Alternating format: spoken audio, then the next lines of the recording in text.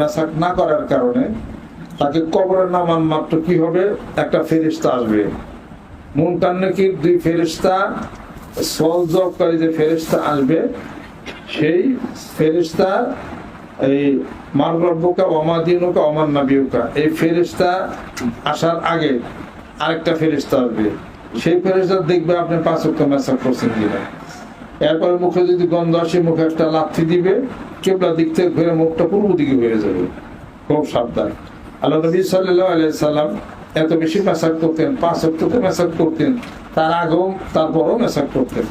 তিনি বলতেন, সাহাবারা আমি মেসাক করতে করতে মনে হয় আমার দাঁতের পাটিগুলি খুলে পড়বে, কেননা যখনই আমার ভাই জিব্রাইল আসে এই ওহী নাজিলের জন্য, ওহী নাজিলের আগে ওহী নাজিলের প্রথমেই জিজ্ঞাসা করে, ইয়া মুহাম্মদ সাল্লাল্লাহু আলাইহি সাল্লাম, আল্লাহর বন্ধু আপনি কি মেসাক করে নিছেন? তাই আমার মুখে যদি গন্ধ হয় তাহলে পরে আমার বন্ধুর নিকটে যা বলবে আর আমি লজ্জিত হয়ে যাব, আমার আল্লাহ লজ্জিত হয়ে যাবে। কত বিশাল একটা হিসাব পত্রের কথা। যত সুন্নত আছে মেসাক সুন্নত হলো সবচেয়ে শক্তিশালী, সবচেয়ে বড় সুন্নত। আমাদের দরবারে এখানে মেসাক 5 ওয়াক্ত মেসাক করবেন, রাত্রিতে সরাসরি মেসাক করবেন, পেস্ট ব্রাশ করবেন, দাঁত মাজবেন, দাঁত খিলাইল করবেন। আমি তো দাঁত মাজি, দাঁত খিলাইল করি, মেসাক করি, ব্রাশ করি। আমার মুখের মধ্যে যদি নাক থেকে নিঃশ্বাস দেন কোনো গন্ধ পাইবেন না।